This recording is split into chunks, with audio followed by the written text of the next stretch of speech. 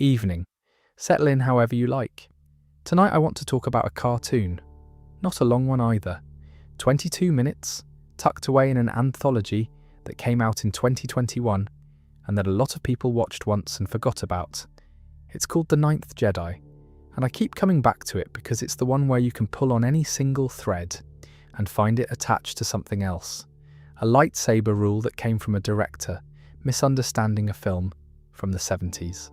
A name muttered by a bounty hunter that turns into a villain 4 years later. A corner of the timeline nobody had ever visited. It becomes a full series in 9 days. 9 days until The Ninth Jedi, which I'm choosing to enjoy. That's what we're doing.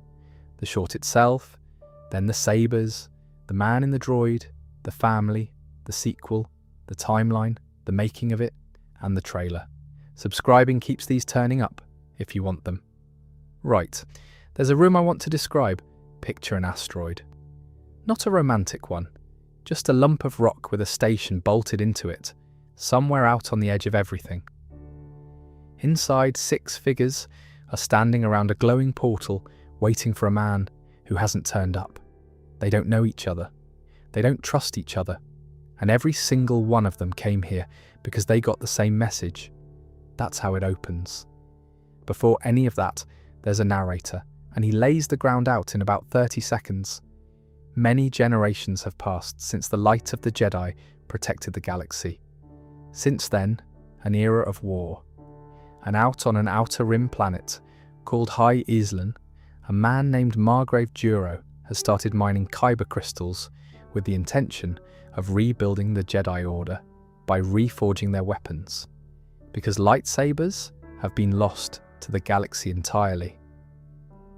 I want to sit on that phrase for a second, because it does more work than it looks like it does.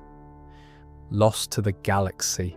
Not banned, not confiscated, lost. Nobody knows how to make one anymore. That's a completely different flavour of apocalypse than the one Star Wars usually serves up, and it's the whole reason this story exists. So, the station. A man called Ethan walks in through a dark corridor, and he's the one we follow. He says he received an encoded transmission. He says the Force feels strong here. He assumes reasonably that the others are masterless Jedi, like him. They circle him a bit. There's a man with brown hair called Roden who confirms they all got the same call. There's a blue-tentacled fellow named Han Bei who flat out doubts that anyone could have recreated lightsabers, though he does admit there's kyber on the planet below. There's a masked orange figure called Hen Jin who's heard the same rumour and doesn't trust the source. There's Niizo, who pulls her hood down and asks them all whether the risk is worth it. There's a canine man named Homan, who wonders aloud whether any of them are strong enough to protect themselves. And there's Toguro, in a red cloak, who says he senses the dark side, strongly, right here in this room, which, in hindsight, is the most honest thing anyone says in the entire first act. Ethan puts it plainly. Is Juro a Jedi Master, or is this a trap? Nobody has an answer because nobody in the room has ever actually met the man. And then they hear laughing. A big hulking droid comes clanking in, greets all 7 of them, and explains that the Margrave often frightens people with his appearance, that he's an eccentric old man who doesn't like being cooped up in castles, and that he'll be along shortly. Everyone gathers round it. It's a funny little scene, warm even, and it plays completely straight. Remember it, we'll come back. Now the film cuts down to the planet, and this is where it gets lovely. There are these enormous pulley systems hauling kyber crystals up out of the ground and off into orbit, which is a wonderfully unglamorous image for a mystical substance. And riding a speeder through all of it is a girl called La Cara with a small floating droid called 9999 keeping pace beside her. 4 nines, if you're feeling casual about it. She gets back to a workshop where her father, La Jima, is assembling a lightsaber by hand. She tells him they found a big one today. He tells her he's finished all 7. And then he does something that I think a lesser version of this story wouldn't have bothered with. He hands her one and lets her try it. She ignites it. It comes out dim. barely a colour at all.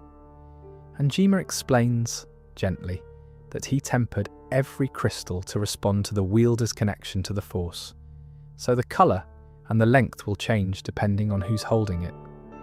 Kara says the obvious thing, that her connection clearly isn't strong enough, and her dad tells her not to worry about it yet, that she's got natural talent and that these things grow. It's a 2-minute scene about a father reassuring his daughter, and it also happens to install the single most important rule in the entire property. I've got a lot of time for that kind of efficiency. Then 4-9 spots a ship. Jima knows immediately that it's wrong, because the Jedi were summoned to the temple, not here. It lands and armoured masked figures come out of it, and he bundles the 7 lightsabers into a cloth and puts them in his daughter's arms and tells her to go. He tells her she's grown up. He tells her the Force is with her. She knows. You can see her know. That's the last time. The hunters come in and accuse him of illicitly manufacturing lightsabers for masterless Jedi, and when he asks where they heard that, they say they heard it from the man who commissioned them, which is a sentence that hangs over the rest of the film like weather. He refuses to hand anything over. One of them shoots at Kara as she's riding off, and Jima puts his bare hand up and deflects the blaster bolt into the furnace, and the furnace explodes. Hold on to that too, the blacksmith catching a blaster bolt with his hand. We'll deal with it properly later. What follows is a chase through a snowy forest, and it's the bit everyone remembers.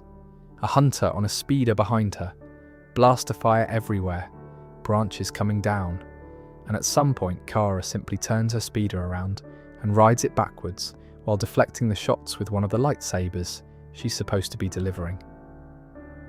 The hunter says out loud that the Force is strong with the girl, which is the first time anyone in the film says what we're all thinking. She takes his bike out over a frozen lake and keeps going, and then she gets to the spaceport and meets my favourite character in Star Wars. He's a droid. He ferries people up to the temple, and he is on his tea break. He's sat there drinking hot oil out of little cups, and when a terrified child begs him to fly her into orbit immediately, he tells her he's on his break and she should find another pilot. She points out that he's the only one working. She gives him a coin. He agrees reluctantly. 20 seconds. Never seen again. Perfect. There's something about a galaxy-spanning crisis running headfirst into a bloke who has clocked off that feels more Star Wars to me than half the lightsaber duels ever filmed. Up at the temple, the candidates are getting impatient. Kara arrives, introduces herself as the Sabersmith's daughter, tells them her father's been taken, and begs them to help. She hands over the lightsabers. She asks where the Margrave is, and Ethan asks whether she knows him, and she says she's known Juro since she was a baby, and the others go very quiet and look at her very darkly. Then 6 lightsabers ignite, and every single one of them is red. They're Sith, all of them except Ethan. They killed the real Jedi who answered the call and came in their place, and they've been standing in that room the whole time waiting for the man who summoned them. At which point the big droid speaks up and says he's been here the entire time, because Juro was inside it. He'd been standing in the room with them for the whole film, listening, working out which of them he could trust, and answering their questions about himself in the third person, while doing a bit about how eccentric he is. I love it. It's such a Kamiyama thing to do, and it's the kind of reveal that gets better rather than worse when you go back and watch the earlier scenes. Hanbei lunges at him. Juro pulls the lightsaber out of his hand with the Force, and as it crosses the gap, the blade goes from red to green, and he cuts Hanbei in half with his own weapon. The rest of it is quick. Kara panics partway through and knocks Ethan over by mistake, which I appreciated because she's a courier who has held a lightsaber twice. Roden throws Force lightning, breaks through Juro's guard, and gets pushed back onto one of those enormous Kyber crystals for his trouble. And then there's Homan. He's been dueling Kara, and his blade has come out purple. Not red, not green, purple. Juro stops the fight and tells him simply that they all know he isn't a Sith. And Homan apologizes, He says he got consumed by the other's darkness, and he switches his blade off. The film ends quietly after that. Juro apologizes to Kara, explains what he'd worked out about the substitutions, and admits that's how they found her father, and promises to help get him back. Ethan says he wasn't strong enough. Juro tells him he survived, which is a very nice way of not lying to somebody. And then he turns to Kara and tells her she's been guided by the Force from the moment she was born, and invites her to join them as the 9th Jedi. Title of the film, last line of dialogue. Then they get on a ship and go. No notice. A couple of things I noticed on the rewatch that I didn't clock the first time. The first is that the film gives you the whole premise in the opening 30 seconds, and then never explains anything again. There's no second briefing. Nobody sits down and recaps the political situation. That narrator does his bit, and after that, you're expected to keep up. And I think that confidence is a big part of why it doesn't feel like a short film. Short films usually over-explain because they're frightened of losing you. The second is Ethan, who I've been slightly unfair to. He's the audience. That's his job. He walks in first, he asks the questions we'd ask, and when the droid opens the case and shows them an actual lightsaber, he's the one who asks if he can hold it. And the line he gets is quietly the saddest in the film. He says that by the time he was born, lightsabers were already lost to the galaxy. He's a Jedi who has never seen one. He ignites it, and it comes out blue, and he just stands there looking at it. That's a lot of information delivered without a single word of exposition. This man is genuinely what he claims to be. He's strong enough for a clean blue blade, and he spent his entire life as the last member of an order whose signature weapon he'd only ever heard about. No wonder he's nervous. And the third thing, which is the one that made me want to make this video in the first place, is what the reveal does to the earlier scenes. Go back and watch that droid again after you know. It's a completely different performance. He turns up laughing. He tells 7 suspicious strangers that the Margrave is an eccentric old man who frightens people with his appearance and doesn't like being cooped up in castles. He assures them the Margrave is willing to meet them and will be along shortly. Every word of that is true, and every word of it is a joke he's telling to himself. He stood in a room with 6 people who have come to murder him, doing a bit about how odd he is. I don't think I've ever seen a reveal that made an earlier scene funnier rather than just retroactively significant. Usually you go back and think, that's what that meant. Here you go back and think, you absolute swine. There's one more thing about that fight, and it's about restraint. The violence is handled very oddly for what it is. Han Bei's body divides and collapses in a stylized way that never shows you the wound. Toguro and Hen Jin simply drop. Roden burns at a distance. The one exception is Nizo, who takes a visible strike across the chest and then dies slowly in Roden's arms. And it's the only death the film sits with. She's a villain. She'd been in the room 10 minutes, and she gets the only death that anybody grieves. I don't think that's an accident.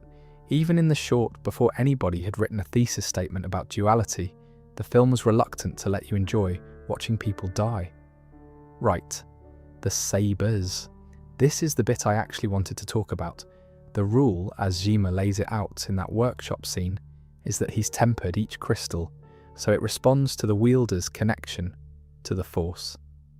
The colour changes, the length changes, same weapon, different person, different blade. Now on the surface that reads as a bit of world flavour, a nice hook for a short film. It is absolutely not that, and the reason why is one of my favourite facts about anything. When Kenji Kamiyama watched the original Star Wars trilogy for the first time, he came away thinking that lightsabers changed colour automatically, that it was just a thing they did. He was wrong, obviously. He found out later that he was wrong. And then when he was handed the keys to his own corner of Star Wars, he put it in anyway. I find that genuinely delightful. A man misreads a film from 1977, carries the misreading around in his head for decades, and it ends up as the central mechanic of a whole series in 2026. There's something very human about that. Half of what we love about the things we grew up with is the version we assembled in our own heads, which never quite matched what was on screen. But here's why it's not just a charming origin story. It's structurally brilliant. Think about what it does to that reveal on the temple. In almost any other version of this scene, you'd need somebody to say the words. Someone would monologue about the Sith and their plan and their allegiance. Instead, 6 people press a button and the room goes red. No exposition, no speech. The information is delivered in a colour. And then it does the same trick in reverse about 10 seconds later, when Juro takes Hanbei's sabre out of the air and it turns green in his hand.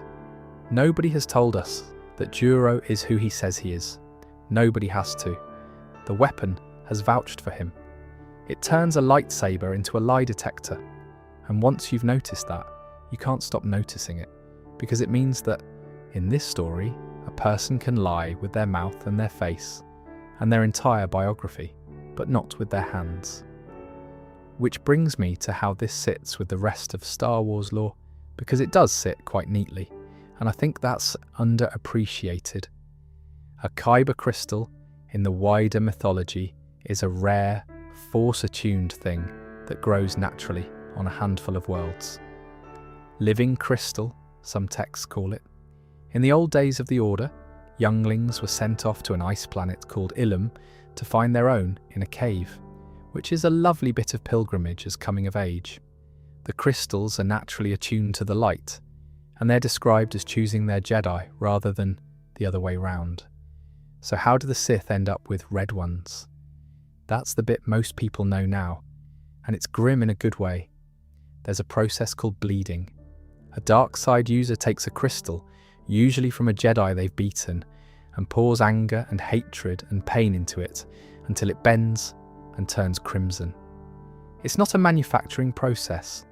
It's closer to torture, and wonderfully, it can be undone. Purification, they call it. Cool. A light side user can heal a bled crystal, which turns it white rather than back to its original colour. Ahsoka Tano's white blades are the famous example. And the condition attached to it is the detail I always come back to.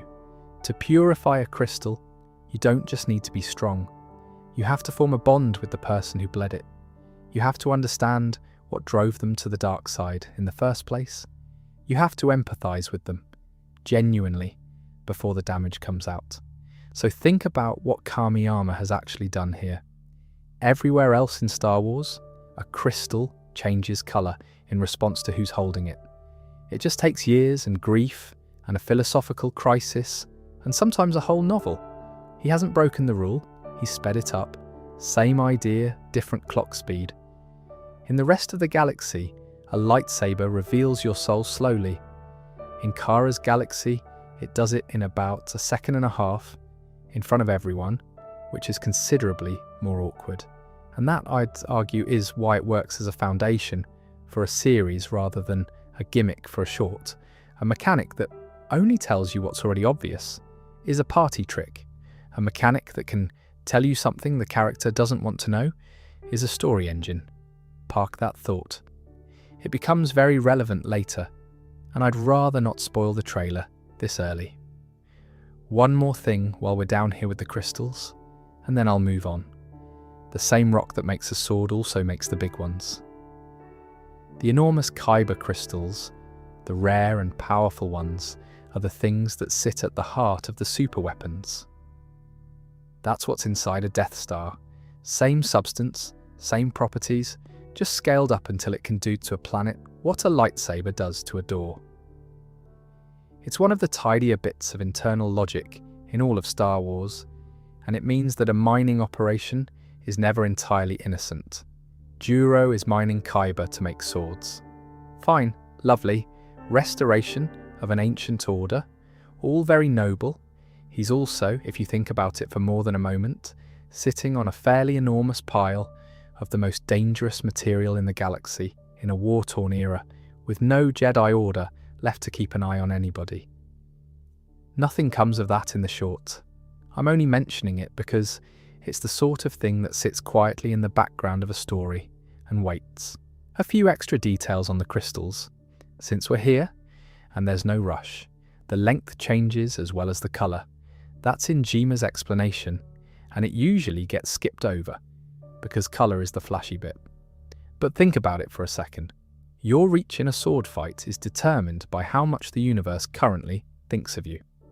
That's an extraordinarily unkind piece of engineering, and I'd love to know whether anyone's ever been killed by it. The other thing about Kyber that I've always liked is the description of them as choosing. In the lore, a crystal isn't picked up so much as it reveals itself to the person it wants, when it decides it's time. There's a lovely phrase for the way they catch the light, too. The Jedi called it the water of the Kyber, which is a very old, very craftsman kind of phrase, the sort of thing a jeweller or a swordsmith would say. Somebody at Lucasfilm was having a good day when they wrote that down. And it's worth saying that this is all fairly recent as lore goes. In the older material, the pre-Disney stuff that got relabeled as legends, Sith lightsabers were red because the Sith made synthetic crystals, grown artificially, infused during the forging, neat, tidy, entirely mechanical, and honestly a bit dull. The bleeding idea replaced it, and I think it's a straight upgrade, because it changes the colour from a manufacturing choice into evidence of something somebody did. There's a good bit of it in The Acolyte as well, which finally showed the process happening in live action rather than describing it in a novel. And there's the case of Kylo Ren, whose crystal cracked while he was working on it, which is why his blade is unstable and spitting and why he needed the crossguard vents in the first place. His weapon is a permanent public record of a job he did badly, which is the same principle Kamiyama is working with, just arrived at from the other direction. Over there, a lightsaber is a record of what you've already done. Over here, it's a live readout of what you are right now. I'd take the live readout personally. It's less forgiving, but it's a lot more useful in a room full of liars. And one last thought on the workshop. Since it's the thing that makes all of this possible in the first place, somebody had to work out how to temper a crystal like that. That's not a standard technique. Nothing else in Star Wars does this, which means that at some point, in a shed on a frontier planet, the last sabersmith alive sat down and invented a modification to a lost technology, on his own, with no reference material, and then said nothing about it until his daughter asked why the blade looked funny. He mentions it the way you'd mention a small tweak to a recipe. I've thought about that scene more than is reasonable, and what gets me is how little fuss he makes. He isn't showing off. He's answering a question. Whatever it cost him to work that out, he'd clearly decided years ago that it wasn't worth talking about, which is, I think, a rather good summary of the entire character in about 4 seconds of screen time. Margrave. That's not a Star Wars word. Star Wars is full of made-up titles and borrowed ones, but they tend to be senators and moffs and counts and viceroys, and this one is neither of those things. Margrave is a real medieval European title. It's a border lord, a count whose land sits on the edge of the territory, governing a march, which is the old word for a frontier province that needs defending because there's nothing beyond it but trouble. Nobody else in Star Wars has it. Not one person. And I think that's a deliberate and rather elegant bit of naming, because it tells you exactly what Juro is before you've seen him do anything. He isn't an emperor, and he isn't a general. He's the last bloke holding the edge of the map. His territory is High Islan, out in the Outer Rim, and it's got 2 features that matter. Underground, there's Kyber. Above it, floating in orbit, there's an aerial temple, which is where the whole thing takes place. I keep coming back to those pulley systems, actually. This is a man attempting to restore a mystical warrior order that vanished generations ago, and his supply chain is a load of cables and winches hauling rocks up a hill. There's nothing sleek about it. It's an industrial operation, and it feels like one, and that grubbiness is a big part of why the world lands as well as it does. Rebuilding the Jedi isn't a vision here, it's a job with a budget. Now his method, he hid inside a droid, not as a prank, and not as a dramatic flourish, though it functions as both. He did it because he'd learned that several of the Jedi who answered his call had been killed and replaced by Sith, and he had no way of knowing which of the 7 people standing in front of him were the real thing. So he built himself a way to be in the room without being in the room, and he spent the whole meeting listening to them talk about him. And he was right. It was 6 out of 7. 6. People sometimes compare Juro to Count Dooku, and I can see it. Both are aristocrats with a planet to their name. Both are enormously capable duelists. Both have the manner of somebody who's been the most experienced person in every room for about 40 years. The polarity is flipped, obviously, and the comparison only takes you so far. The framing I prefer is this. Juro is what a Jedi Council looks like when there's exactly 1 member left. All the caution, all the strategy, all the willingness to sit on information and test people rather than trusting them, and none of the checks and balances, because there's nobody left to argue with him. He makes the call about who's a Sith on his own. He decides how the Order gets rebuilt on his own. He decides that a teenage courier is now the 9th member of it, on his own, in about 4 seconds, at the end of a fight. I don't think the short is criticising him for any of that. I think it likes him. I certainly like him, but there's a version of this character in the series where somebody finally asks him who put him in charge, and I'd quite enjoy watching that conversation. There's also the small matter of the fact that his security failed anyway. The hunters who took Kara's father said out loud that they got the tip from the man who commissioned the lightsabers. Juro was so careful about his own safety that he protected himself perfectly and got somebody else's dad kidnapped. He apologises for it, to his credit, and doesn't dress it up. Now Homan, he deserves more than a footnote, and he usually gets one. Homan is a former Sith who came back to the light, and in the middle of that fight when he's dueling Kara, his blade comes out purple. Not red, not green, purple.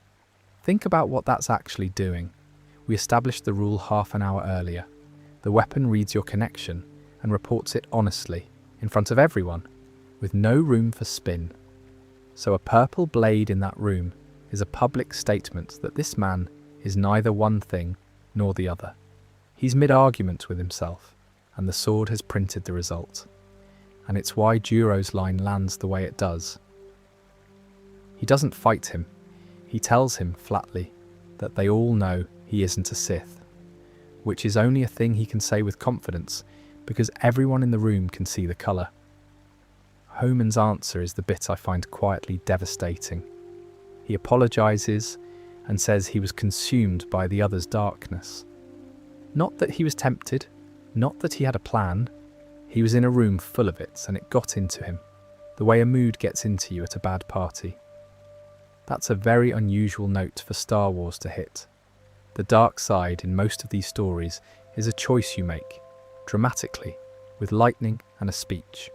Here it's more like weather, something you stand out in too long.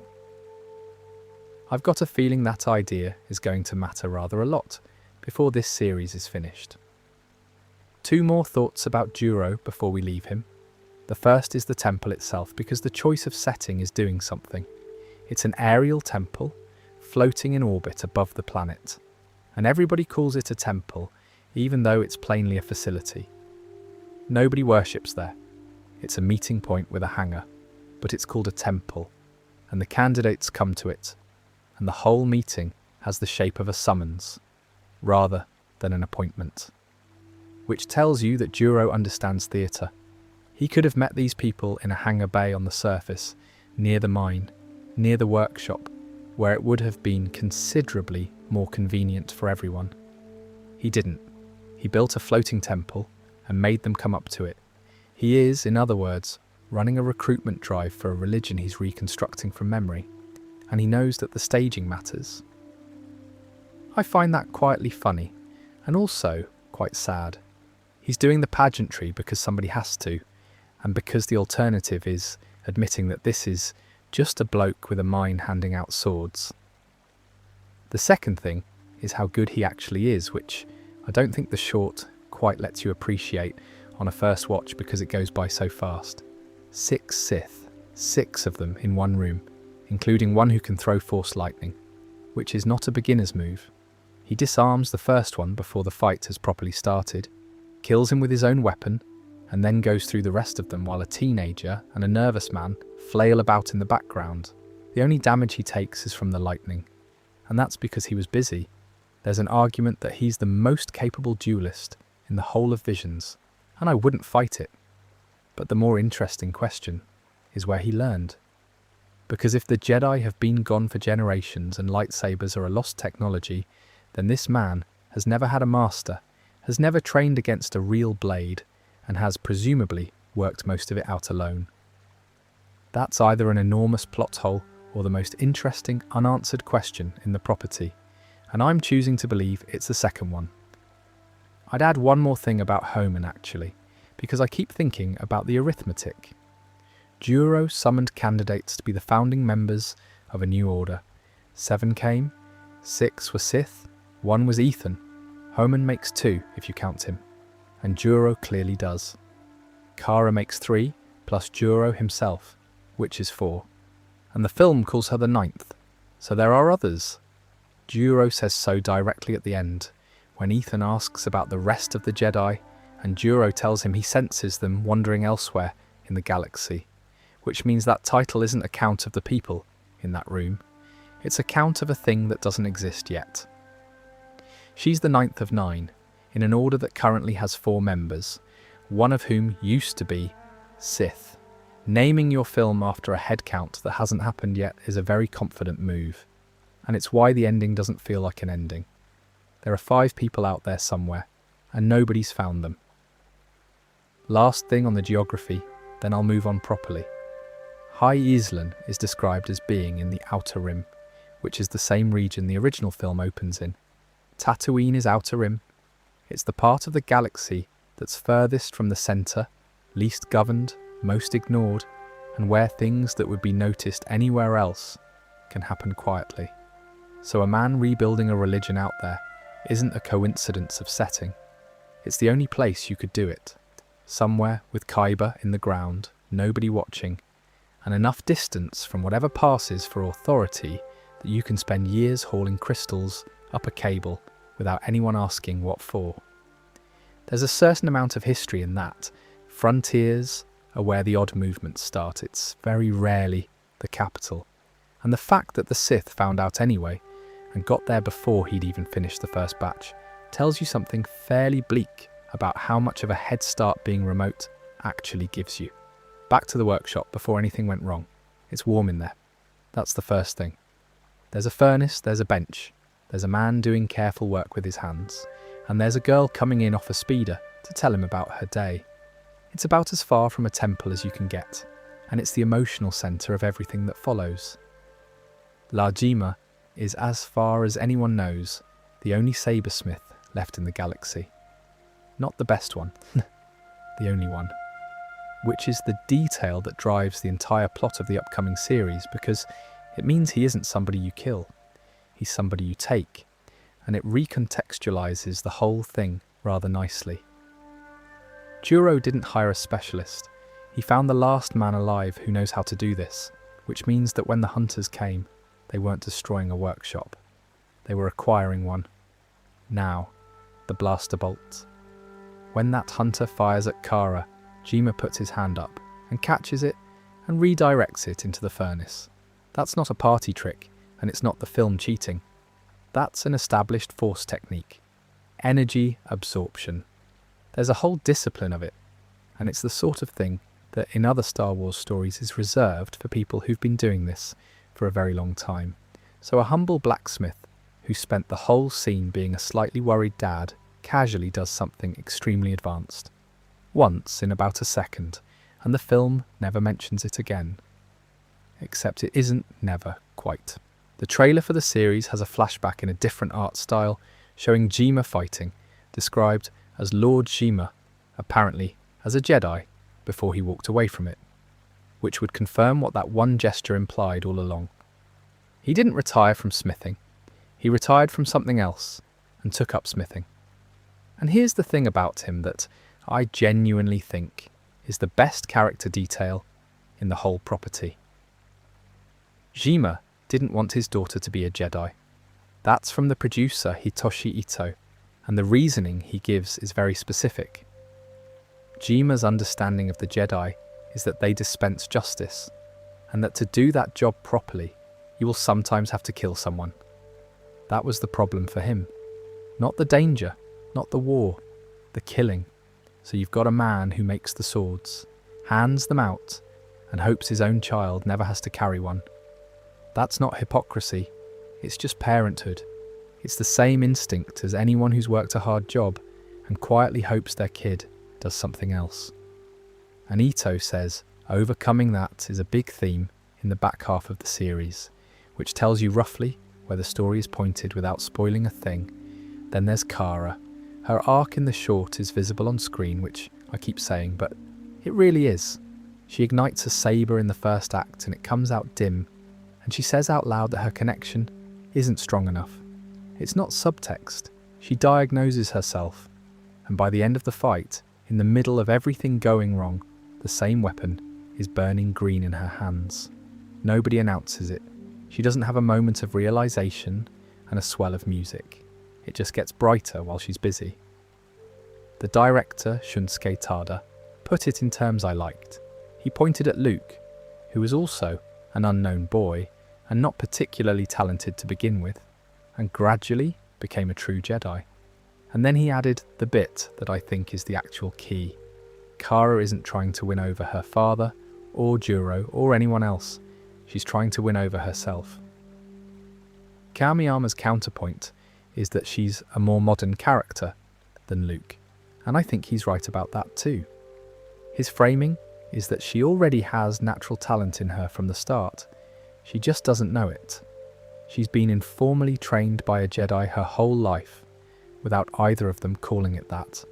And, in a detail I love, the hunters chasing her can see it before she can. One of them says it out loud mid-chase. The people trying to kill her clock what she is before she does. That's a much less lonely version of the hero's journey than Luke got. Luke had to be told by an old man in a hut. Kara has been standing next to it since birth. And then there's 4-9s, who I should mention properly, because he's in almost every scene and does almost nothing. He's a small floating droid. He rides along on the speeder. He notices the ship. He hangs about. At the end of the second short, when Kara is at her lowest, she hugs him. Naming a droid, 99 to 99, and then having everyone call him 4-9s is exactly the level of effort Star Wars puts into droid names, and I wouldn't have it any other way. Something else about that workshop scene that I want to give proper credit to. Look at what the film chooses to make difficult. Jima is assembling lightsabers by hand, one at a time, and it looks like work. There's a bench and there are components, and there's clearly a process, and none of it is presented as magic. He's not communing with anything, he's building. Star Wars has always been slightly awkward about the actual manufacture of lightsabers. In most stories it happens off screen, or in a montage, or it's presented as a spiritual rite where the parts float about and assemble themselves. Here it's a bloke at a bench who has to get 7 of them done by a deadline, and who is pleased with himself when he manages it. That last bit is the detail. He's happy he finished on time. That's not a mystic, that's a tradesman. And it makes the theft of him make sense in a way it otherwise wouldn't. You don't kidnap a wizard. You kidnap someone with a skill. On the family briefly. They're the La family, La Jima and La Kara, with the family name first, which is a small Japanese fingerprint on the naming that I like. It's easy to miss because Star Wars names are usually a random pile of syllables, and here there's an actual convention being applied. Now, one more thing about Kara's blade, because I promised I wouldn't re-explain the mechanic and I won't, but there's an implication worth drawing out. When she says her connection isn't strong enough, she's not being modest. She's reading an instrument. She's grown up in a house where the truth about how strong you are with the Force is available on demand, as a light in your hand. Imagine growing up with that. Imagine being 14 and able to check.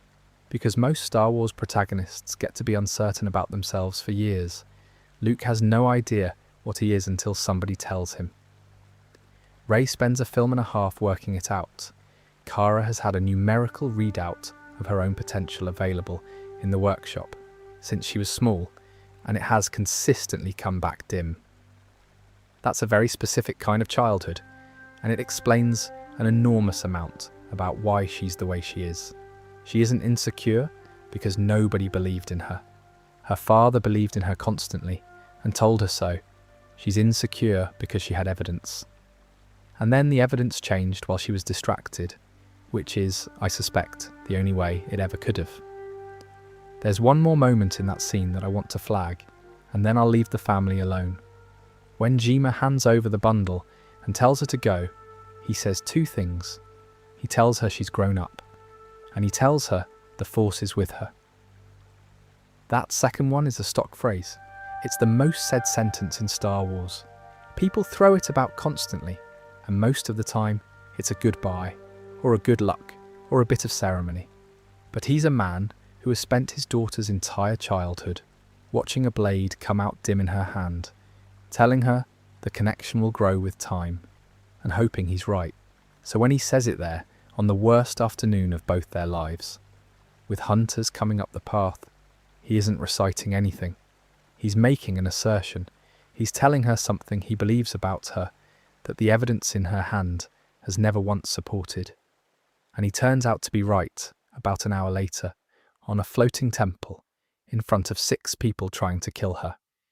I don't think the film makes anything of it. It doesn't need to. A girl alone in space. That's the image the second one opens on, and it's a proper one. Just a person, floating. No ship, no ground, held inside a bubble of shielding, while everything she knows jumps to hyperspace without her. This is the 9th Jedi, Child of Hope. It arrived on the 29th of October 2025, 4 years and a month after the first one, again from Production IG, and it picks up more or less directly where we left off.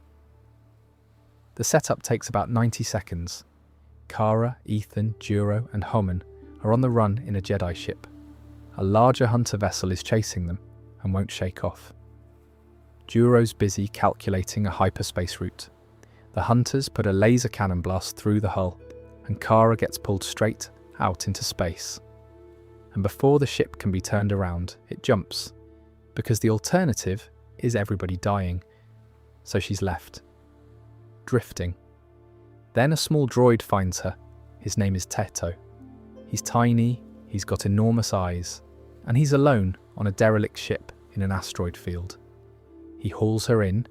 She wakes up, panics and runs away from him, which is a very sensible response to waking up in an unfamiliar ship next to something that wants to be your friend. And what unfolds from there is not really an action story at all. Teto has been maintaining this ship for a very long time.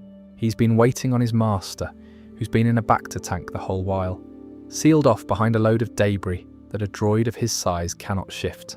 That's his entire existence, tending a ship for a man who isn't awake and can't come out and hasn't for years. So Cara helps him. That's the plot. A girl who has lost her father helps a droid get through to his. There's a scene in the middle of it where they eat together, and I want to flag that, because people don't eat in Star Wars. They very occasionally have a drink in a cantina, and there was that soup Rey ate, and beyond that, the galaxy runs entirely on adrenaline. But here we get 2 characters sat down over food, talking about war, and about what it takes to be a Jedi.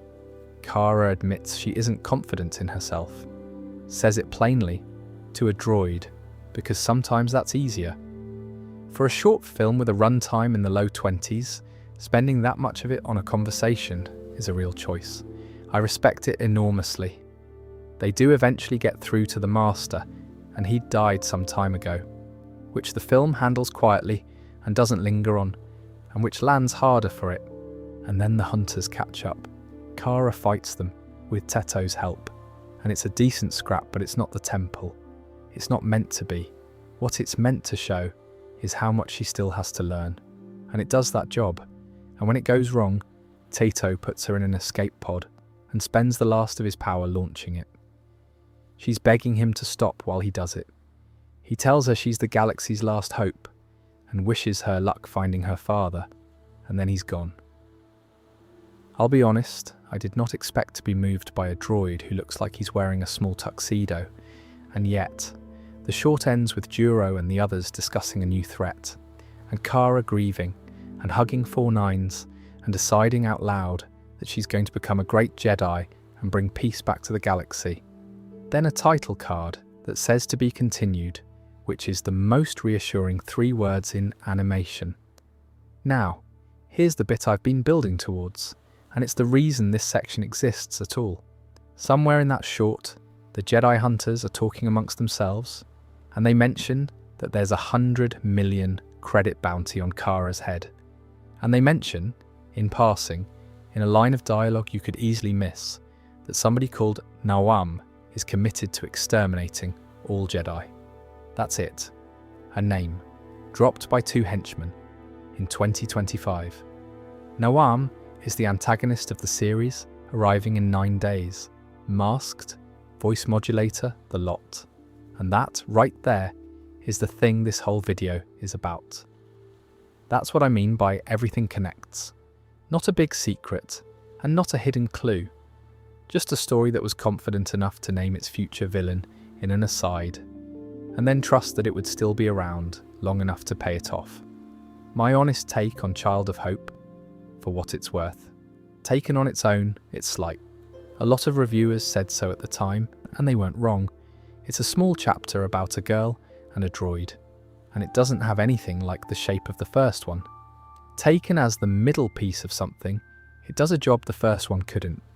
The first short established a world. This one establishes that Kara doesn't yet believe in herself and gives her a reason to start. That's not a stepping stone. That's just what the second act looks like from close up. A few smaller things from Child of Hope that I didn't want to lose. The hunters have names which the first short didn't bother with. Anda commands the pursuing ship and recognises the Jedi vessel on sight. Anunda leads the boarding party. Small thing, but it's a sign of a world being filled in rather than sketched. The people chasing her have started to become people. There's a moment in the opening while she's drifting where the film cuts to a flashback of her childhood. It's brief and it doesn't explain itself, and the trailer for the series suggests there's more of that coming. A story that started to look backwards as well as forwards. And there's the bubble. When Kara gets pulled out of that hull breach, she doesn't die because she's shielded from vacuum by a bubble. The film doesn't explain it. It's presumably the Force, and it's presumably her, and it's presumably instinctive, and the fact that nobody comments on it is either a plot hole or the most understated power display in the whole thing. She survives open space thanks to a droid, and then spends much of the rest of the runtime telling him she isn't confident. There's also a soundtrack, released a couple of days after the short went up, at the end of October last year, which I mention only because it's the sort of thing that tells you a project has proper backing. Nobody presses a soundtrack for a 15-minute cartoon they're not planning to build on. The other thing I want to say about Teto is what he's actually for, structurally, because I don't think it's obvious.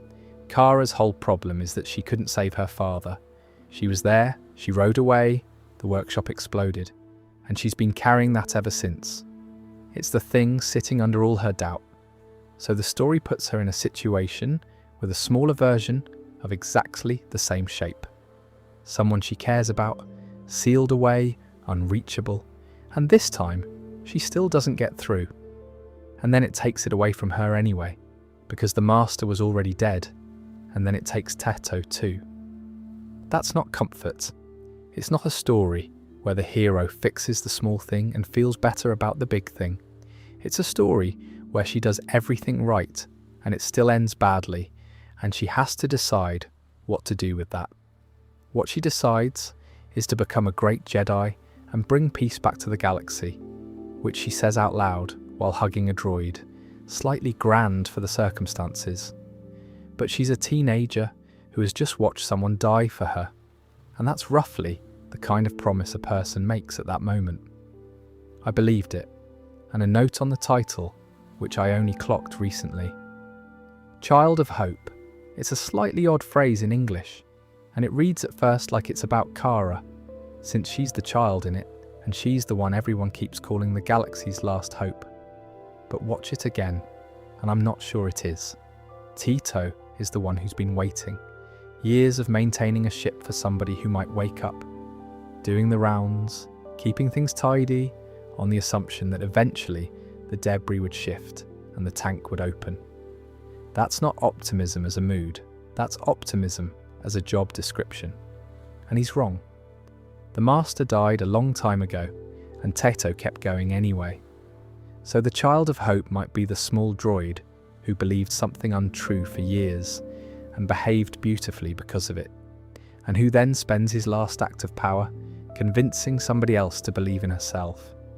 Could be both, probably is both. Titles usually are. Here's a number for you. 1,000. That's roughly how long after the rise of Skywalker this story is set. Not after the original films, after the last one. A full millennium past the point where the entire filmed saga stops. And it wasn't an accident or a bit of vague hand-waving. Kamiyama said why back in 2021. And the quote is lovely because it's so plainly the question of a fan rather than an executive.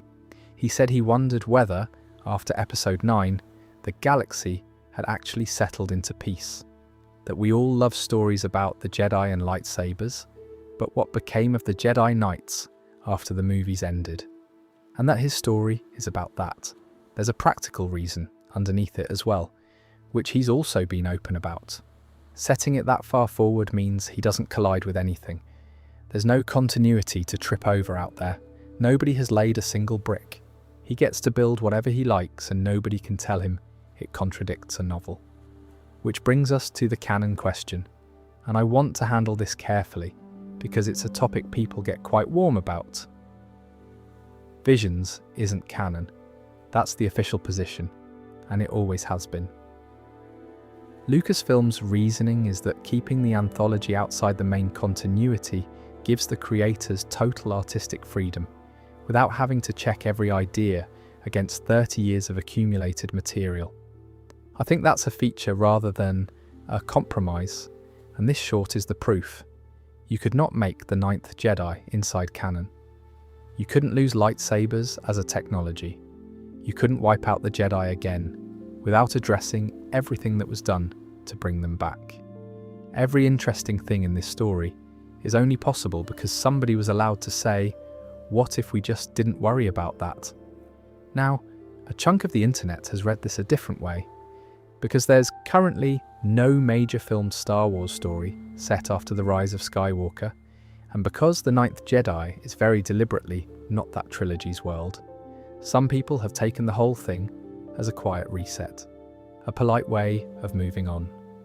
I gently push back on that, not because I think the reading is unreasonable, but because it isn't what anyone involved has said, and because it slightly insults what the story actually is.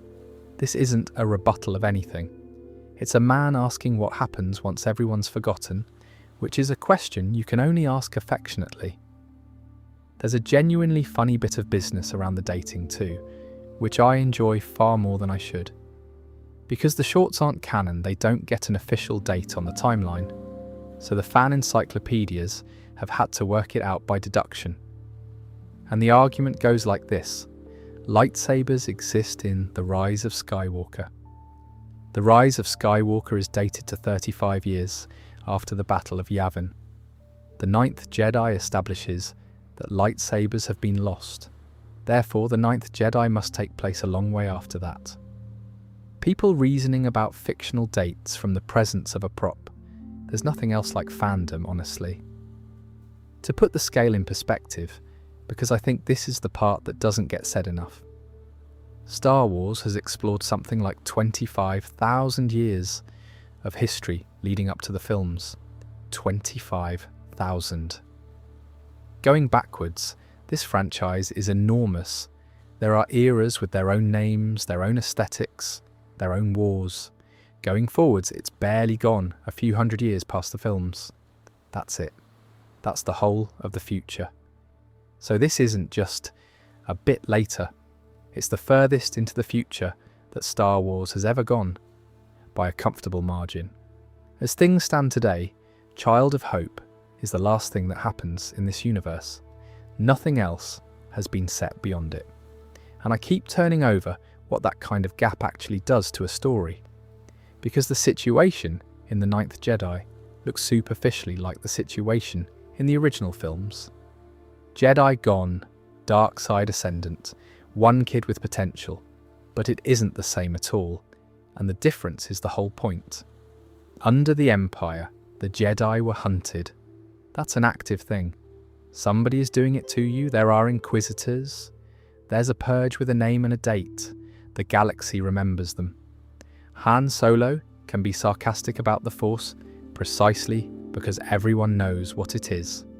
Here they're forgotten. Somebody's suppressing something. Time did it. The knowledge of how to build the weapon simply wasn't passed on, and one generation didn't teach the next. And eventually, there wasn't anybody left who knew. Nobody in this story has heard of Luke Skywalker. That name means nothing to anyone in that room. The most famous person in the galaxy has been sanded down into nothing at all, and there's something in that I find both a bit sad and quite comforting, depending on the hour, which given the hour is probably about right. Since we're on dates, a small tangent about how Star Wars counts, because it's a genuinely odd system, and it explains the numbers people throw around. Everything is measured from the Battle of Yavin. That's the first Death Star being destroyed at the end of the 1977 film. Everything before it is BBY, before the Battle of Yavin, and everything after is ABY. So the entire chronology of a fictional galaxy is anchored to the climax of the first film somebody happened to make, which is completely mad when you think about it, and also exactly right. It's the equivalent of a civilization deciding to date its calendar from the moment its most famous story got told, rather than from anything that happened to the civilization. So the rise of Skywalker sits at 35 ABY, and this story sits somewhere out past 1,000, which doesn't even have a number yet, because nobody's ever needed one. For scale, going the other way, the material stretches back roughly 25,000 years before the films.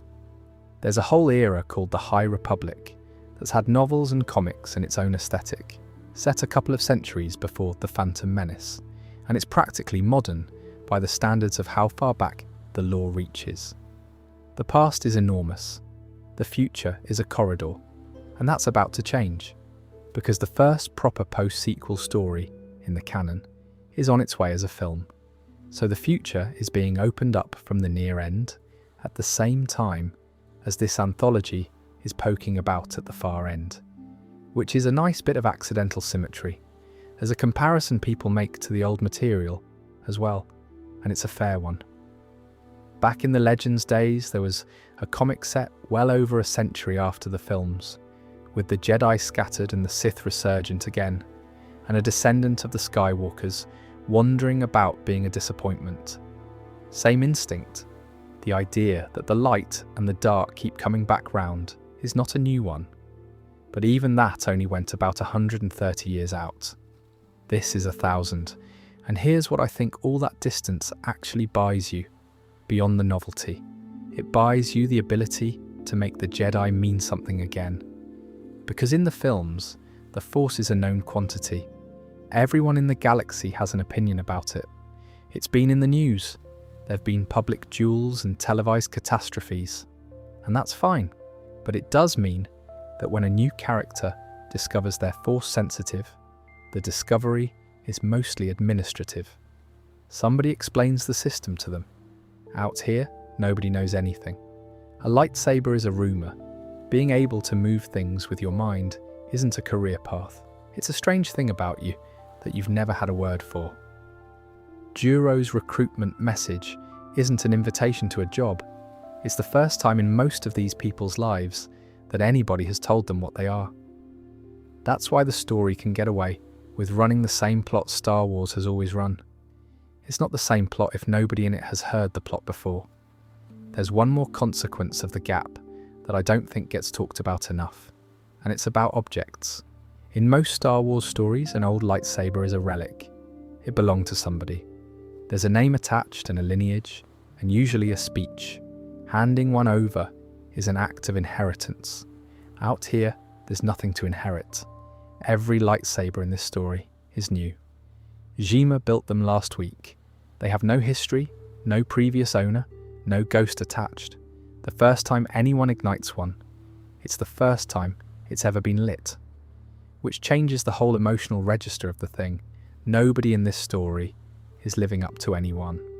There's no dead master to disappoint, and no famous father to measure against.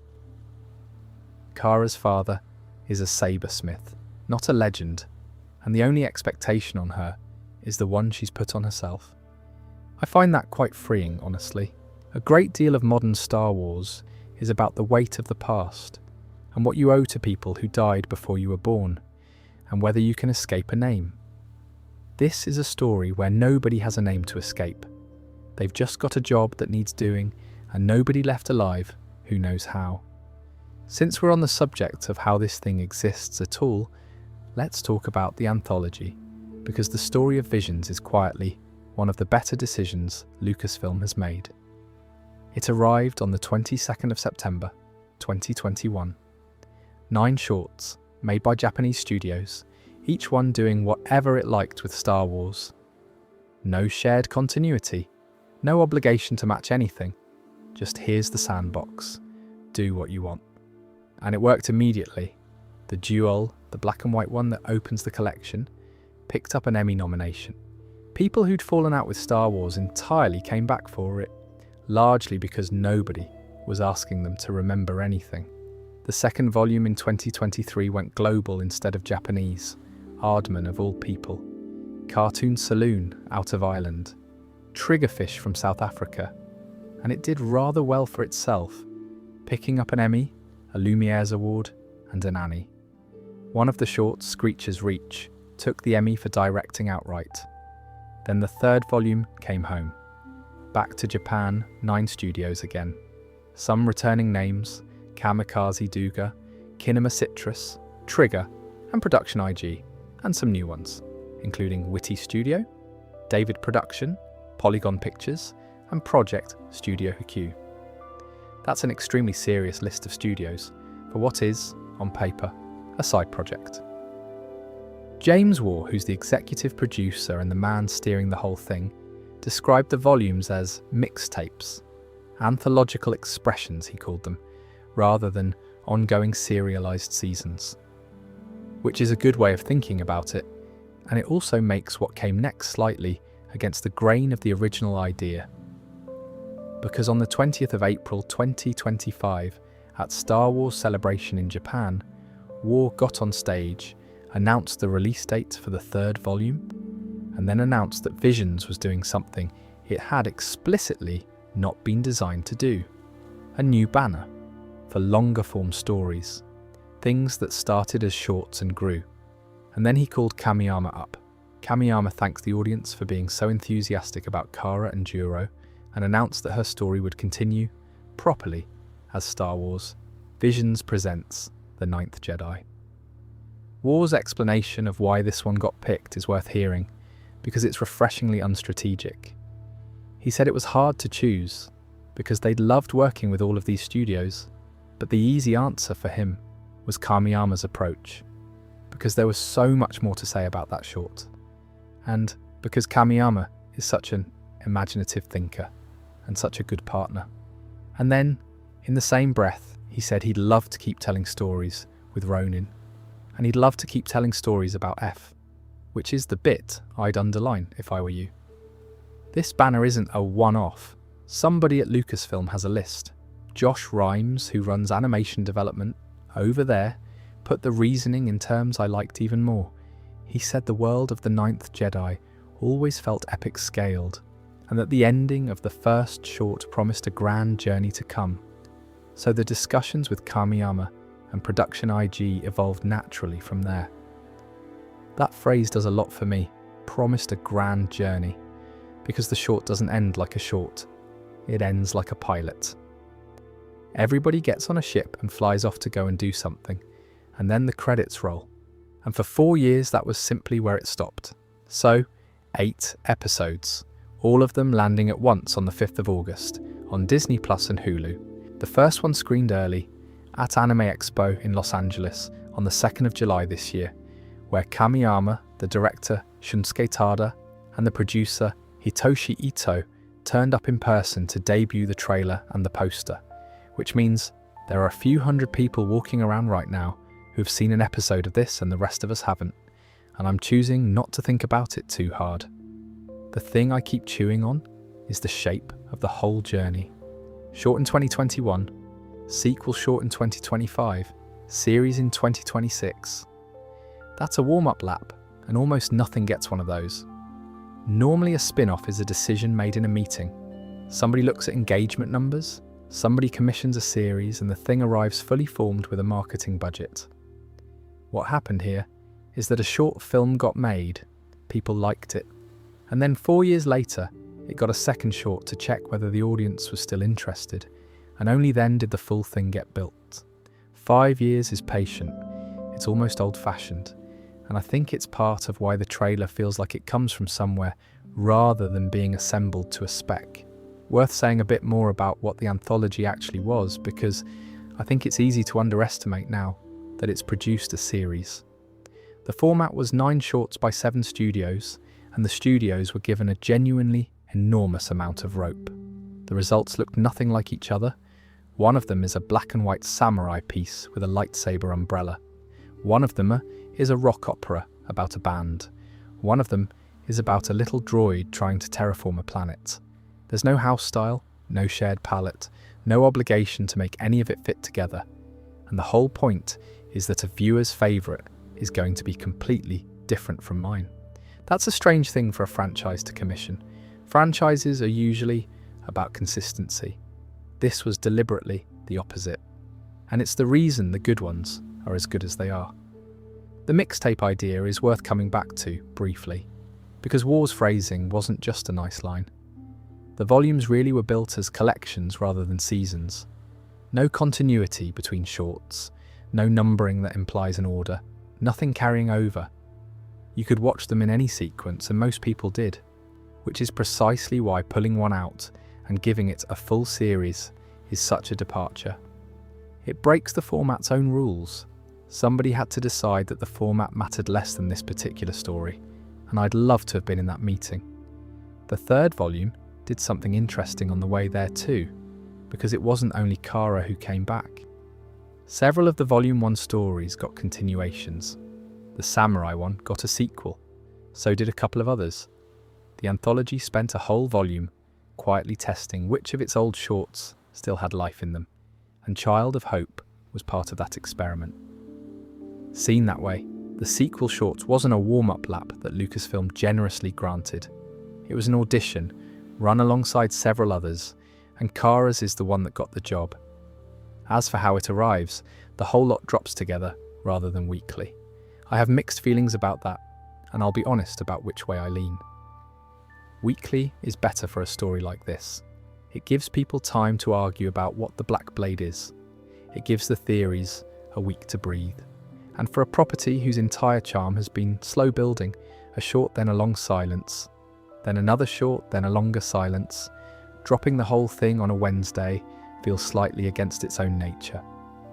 But I'll be watching all 8 in one go like everybody else, so I've no moral high ground here whatsoever. One more note on the timing, because there's a version of this where none of it happens. The announcement came at Star Wars Celebration in Japan, which was the first time that event had been held in Tokyo in years. Kamiyama walked on stage at a Star Wars convention in his own country to announce a Star Wars series made by a Japanese studio in front of a Japanese audience about a story he'd started as a favour to an anthology 4 years earlier.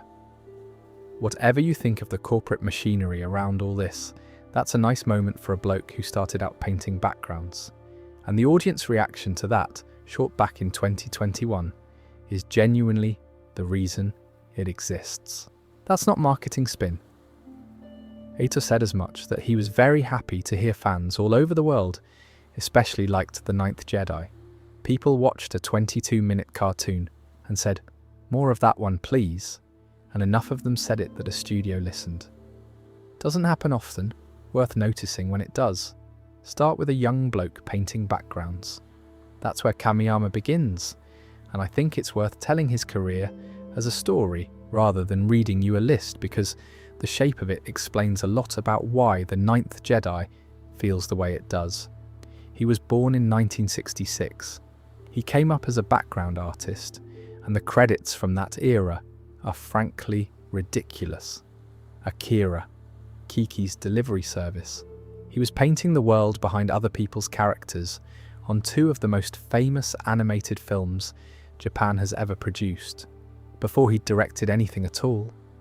Then he joined Production IG, and specifically he joined what was known internally as Team Oshii, working under Mamoru Oshii.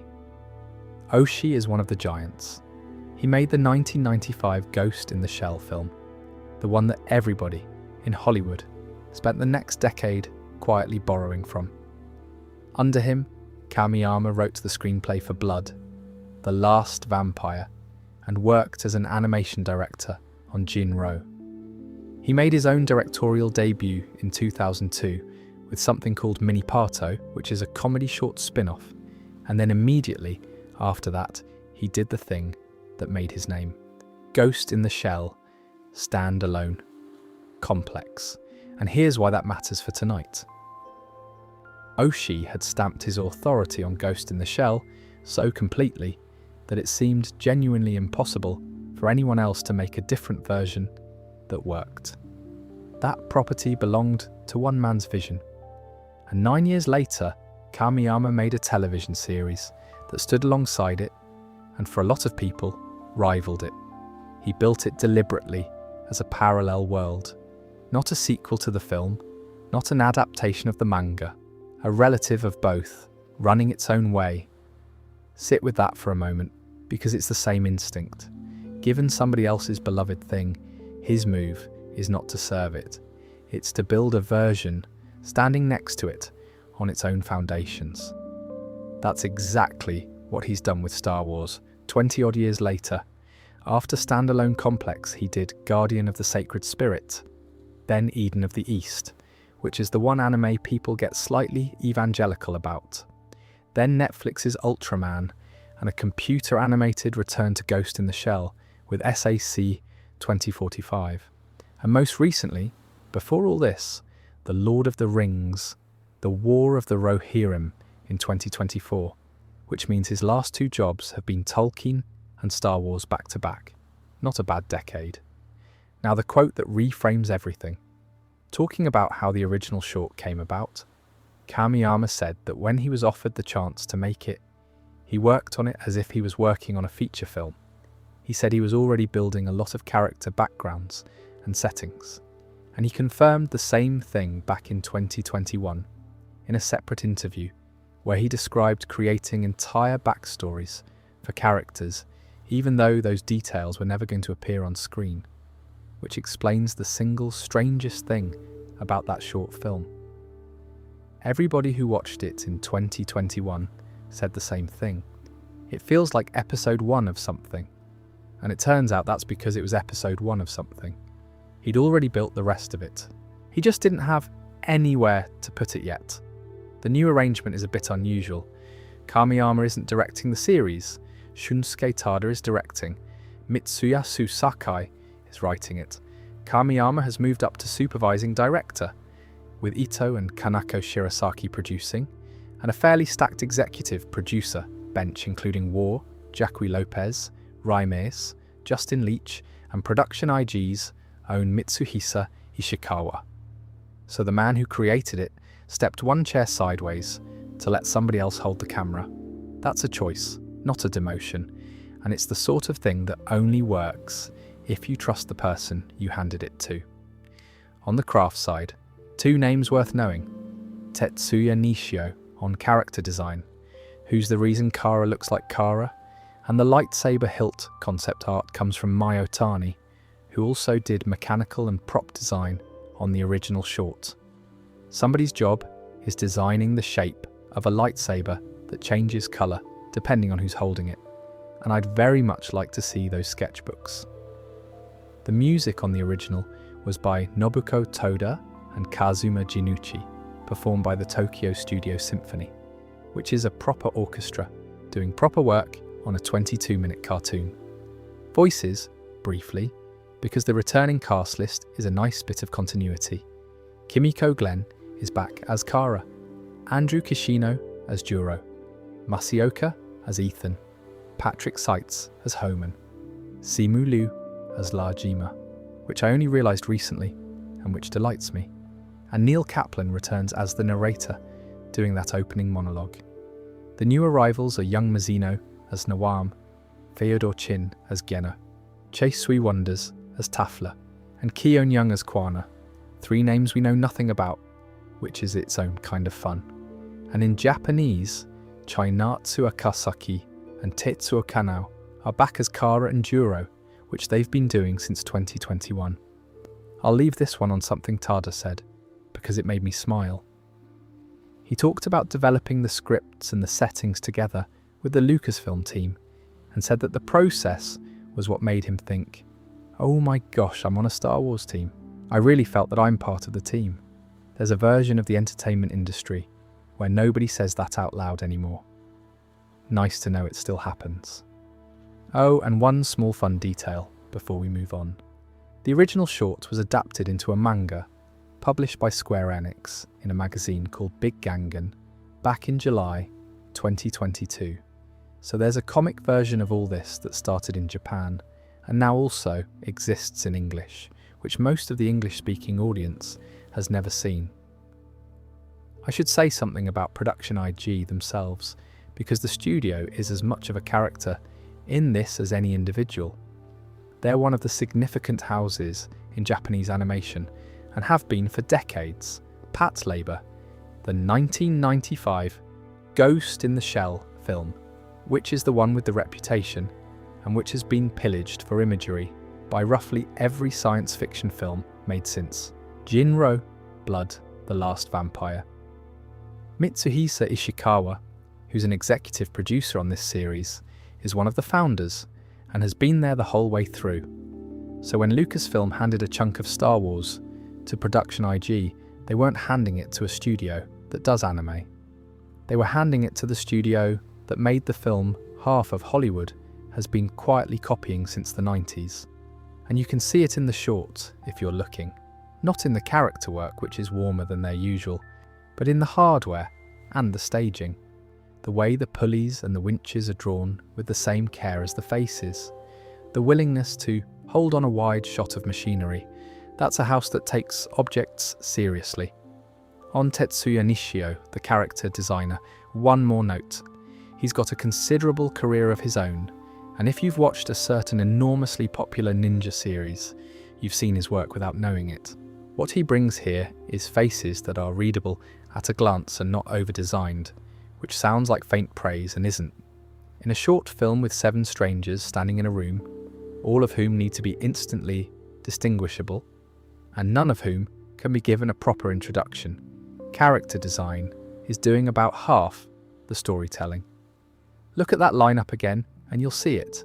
A blue tentacled fellow, a masked figure in orange, a woman with purple skin and blonde hair, a canine man, a figure in a red cloak. You can tell them apart in a still frame from across a room, which is exactly the job. And a thought about the handover, since I raised it earlier and left it hanging. Stepping up to supervising director is a real thing, not a courtesy credit. It usually means you're across the scripts and the overall shape and the tone, and you're not in the room for every shot. And for a director whose whole reputation is built on writing and directing his own material, it's a notable shift, but it makes sense for a project like this. A full series is a lot of animation, and Kamiyama's been through this before. In a way, Standalone Complex was 52 episodes, and he wrote and directed a great deal of it, and by all accounts it took over 6 years of his life across the various series and films. I suspect he learned something from that about what one person can carry. There's also something quite fitting about it, given the subject. A man who built a world, handing the day-to-day of it to somebody younger, while staying close enough to guide it. That's more or less the plot. I'm not going to push that comparison any further because it'll fall apart if I do, but it did occur to me, and now it's occurred to you as well. Right? Gear change. Everything from here is guesswork, and I'll say so as I go because there's a difference between what we've been given and what people have decided it means. The official synopsis first, since that part's solid. Kara continues training under Juro. She and his small fellowship of Jedi in training set off on a quest to save her father. And the wider framing from Lucasfilm is that Kara and her ragtag crew are seeking out worthy Jedi to fight an increasingly powerful warlord. That last phrase is the new information. Warlord. Singular. Which brings us to him. Nawam. Kamiyama describes him as loosely inspired by Anakin Skywalker and Darth Vader, and says he pursues his own idea of justice. In the trailer he's masked, he speaks through a modulator, and the line he gets is that he will bring order to chaos. Which is, let's be honest, roughly what every Star Wars villain says at some point. But there's a quote from Kamiyama that turns it into something considerably more interesting, and it's the closest thing this series has to a mission statement. He said that a main theme of The Ninth Jedi is that things aren't always black and white, dark and light. He said he asked himself whether there are problems the Jedi simply cannot solve, that there's a contradiction in wanting to make peace when some things can't be solved by the Jedi Order alone, that everyone has to have some kind of dark side in order to solve something, to be good, and that he isn't sure you'd even call that a dark side. And then the line that pins it. They wanted to create a new definition of a Jedi. Kara is pure light. Nawam reflects the duality of humans. Now put that next to the colour mechanic, and the trailer stops being a montage and starts being an argument, because there's a moment where Nawam picks up a lightsaber, and it turns blue. The Jedi visibly react. The masked warlord who's been hunting them to extinction picks up a blade that reads, honest, and it's the most unsettling thing in the whole 2 minutes. And then it goes the other way. He challenges Kara on her beliefs, apparently asking how many she's killed in the name of justice, and there's a shot of her blade appearing red in her hand. Her face is the tell. She doesn't look triumphant, and she doesn't look corrupted. She looks shocked at what she's holding. My reading, and it's only a reading, is that this isn't a fall. I don't think we're watching a turn to the dark side. I think we're watching a young woman find out that the sword she can't lie to has an opinion about something she just did. The trailer breakdown over at Star Wars Newsnet landed in more or less the same place, for what it's worth, so I'm at least in company, but I'd genuinely rather be wrong. Being wrong about this sort of thing is the fun part. There's one more shot right at the end that I have no explanation for at all. Somebody ignites a blue blade and it slowly turns a sort of translucent black. Not dim like Kara's was in the workshop. Black, closer to a darksaber than anything either short has shown us. I've watched it a few times and I've got nothing. It could be a new character. It could be Jima. It could be something about what happens when a crystal is pushed past what it can honestly report. That last one's me making things up, and I want to be clear that I'm making it up. The scale of the thing has gone up considerably too. The trailer opens with a large-scale space battle, multiple factions exchanging fire, which is the first time we've actually seen the war the narrator described back in 2021. Both shorts told you the galaxy was at war and then showed you a workshop and a derelict ship. Now we're seeing it. And then there's the Kyber, massive crystals being pulled out of asteroids, followed by shots of planetary destruction that people have compared to Starkiller base firing. So somebody in this story is building a super weapon.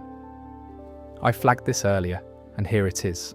Same substance, sword, or planet killer, entirely a question of scale and intent. In a story where the whole conceit is that a crystal reports honestly on the person holding it, someone deciding to build the enormous version is about as loaded as it gets. Elsewhere in the 2 minutes, in no particular order. Juro and Homan travelling the galaxy looking for Jedi, which is the recruitment drive continuing. A long-haired swordsman with a very flashy blade style who seems to end up part of the crew. Kara charging into blaster fire and deflecting a barrage without breaking stride, which is a long way from the girl who knocked her own ally over by accident.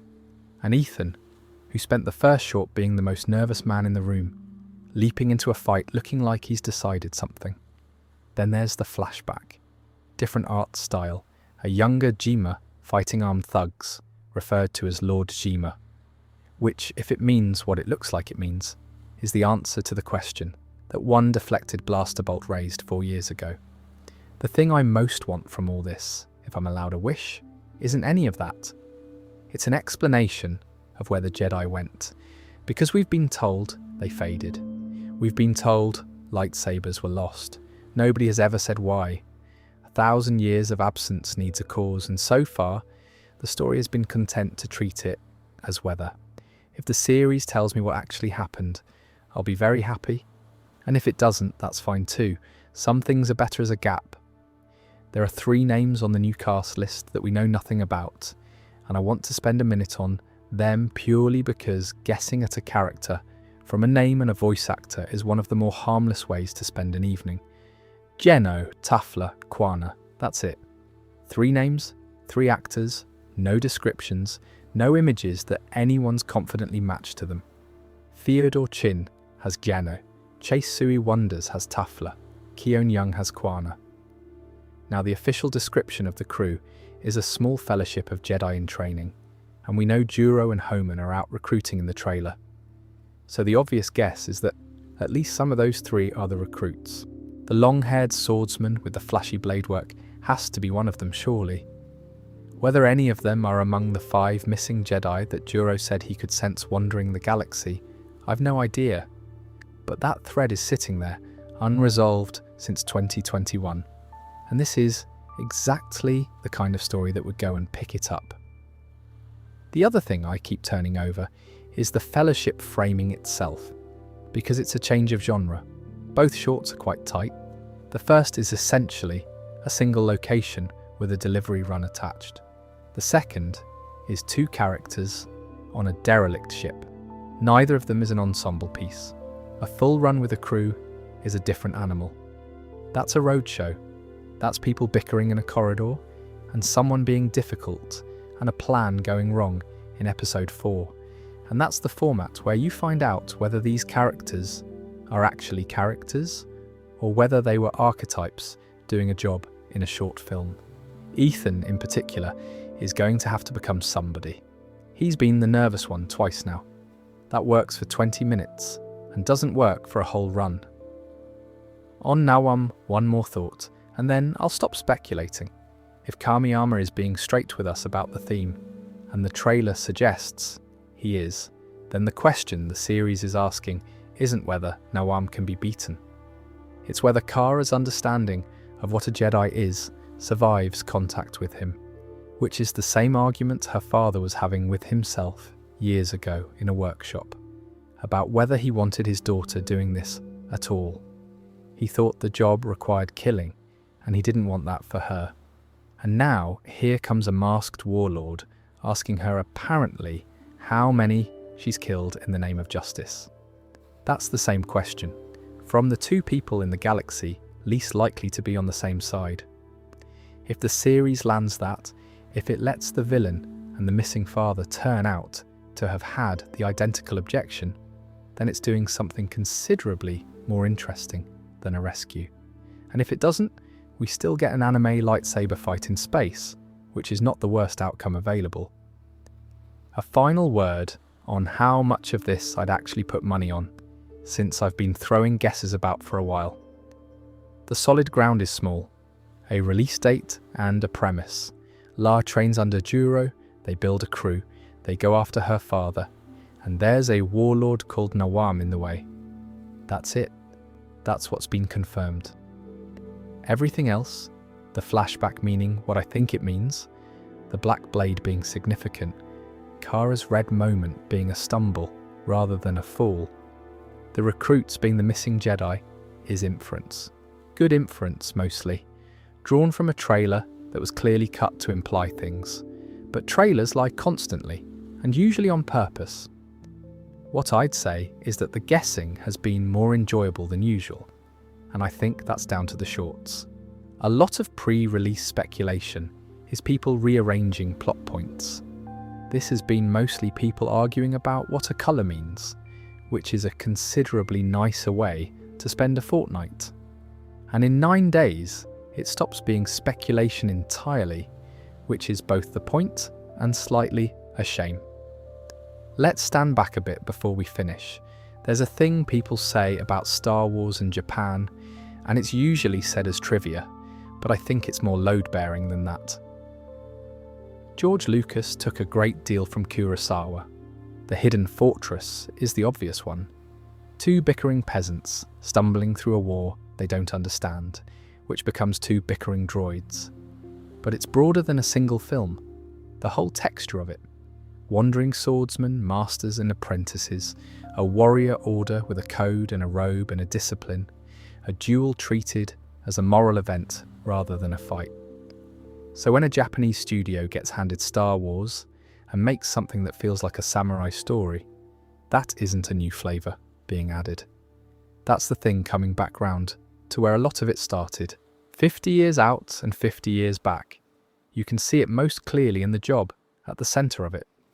Jima isn't a scientist and he isn't an engineer. He's a smith, a man with a furnace who makes swords by hand, one at a time, and who is the last person alive who knows how. That's not a science fiction character. That's a character out of a much older set of stories, and the anxiety attached to him that a craft dies when nobody's left to teach it is about as old as anxieties get. And now let me trace the wiring gently, because that's what we came for. A director watches 3 films as a young man and misunderstands one detail about how the swords work. Decades later, he's given a corner of that universe, and he builds the misunderstanding in on purpose. That becomes the mechanic that carries the reveal in a short film in 2021. And it's still doing work in a trailer in 2026, when a masked warlord picks up a blade and the wrong colour comes out. A pair of bounty hunters have a chat in a short film in 2025 and mention a name in passing. That name is now the antagonist of the series. A man deflects a blaster bolt with his hand once and never explains himself. 4 years later, there's a flashback in the trailer, in a different art style, and the word Lord in front of his name. A 22-minute cartoon ends with everyone getting on a ship, and it takes 5 years and 2 Star Wars celebrations, and an entirely new production banner before we find out where the ship was going. None of that was planned in the sense of a corporate roadmap. That's the difference, I think, and it's why the connections feel warm rather than clever. Nobody drew this on a whiteboard. One bloke had a lot more story than he had runtime, and everything since has been the runtime slowly catching up, and underneath all of it is the oldest available Star Wars story being run one more time by people who have no memory of the last attempt. That's the bit I find genuinely moving, and I'll try to say it without getting daft about it. The Jedi coming back is the plot of the original trilogy. It's the plot of the sequels. It's been the plot roughly a dozen times. Normally that repetition would be a problem. Here it isn't, because the characters don't know it's a repetition. Juro isn't rebuilding an order that failed twice in living memory. He's rebuilding one that faded out so long ago that nobody's quite sure whether it was real. There's no cautionary tale available to him. There's no old master to warn him. He's doing it from scratch, from the archaeology, working out from first principles what a Jedi even is, which is exactly what Kamiyama said he was doing with the whole project. A new definition, not a restoration. And it means the thing this story's actually about isn't the Force, or the war or the sabers. It's inheritance. What survives that kind of gap and what doesn't, and what you do when the manual's been lost and you have to work it out from the objects that are left. A crystal, a hilt, a rumour about people who used to keep the peace. Kamiyama's own account of making it is short and rather nice, and I'll give it to you as he said it.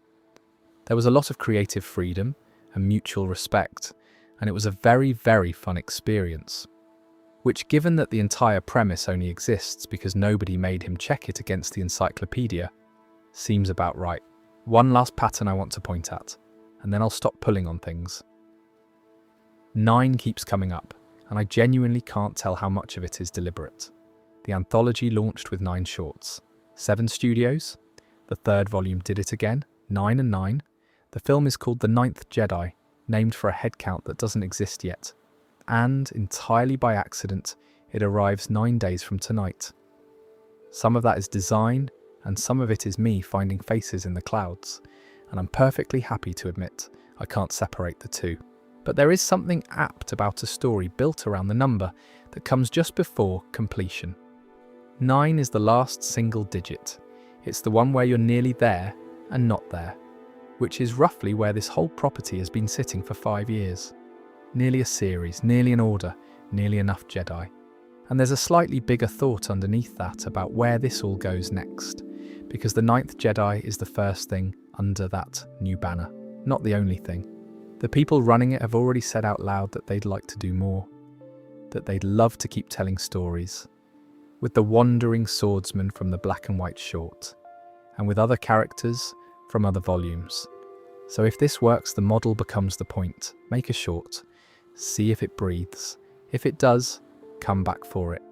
That's a much healthier way to build a universe than deciding in advance what the next 9 years look like, and I'd be quite pleased to see it catch on. The last thing I'll say about why it feels like Star Wars is the simplest one, and it's got nothing to do with Kurosawa or crystals or the number 9. It's that everyone in it wants something small. A girl wants her dad back. A droid wants to see his master again. A man wants to rebuild a thing he never personally knew.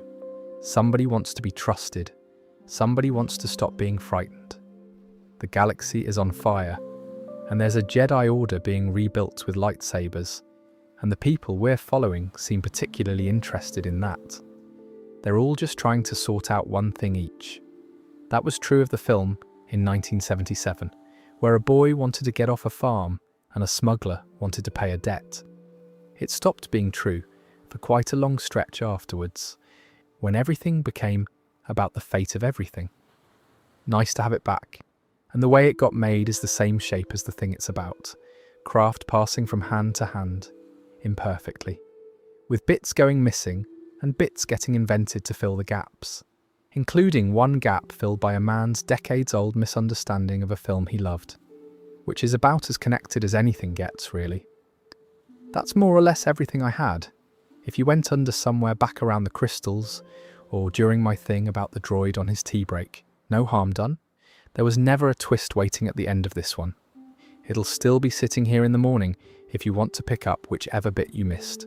It arrives on the 5th. 8 episodes all at once, which means somewhere out there a great many people are going to lose a weekend to it. And I expect I'll be one of them. I'll almost certainly have things to say afterwards, once I know how much of tonight's guessing was nonsense. Probably a fair amount of it. That's usually how it goes. There's a good deal I didn't reach as well. I kept to the shape of things rather than digging into any one corner. There's a whole evening in the rest of the anthology, the other shorts. The ones by studios I only mentioned in passing, some of which are extraordinary, and none of which look anything like each other. And there's a whole other evening in Kamiyama's own back catalogue, which is a proper rabbit hole if you've never been down it. Another time maybe. For now there's nothing here you need to keep hold of. No names, no dates, none of the guessing. It'll all wait.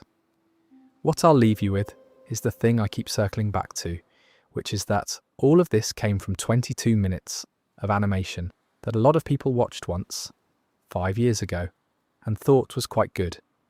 That's it. That's the whole seed, and it's grown into the furthest forward story this universe has ever told. about a girl with a dim blade and a father she's trying to get back. Nice, that.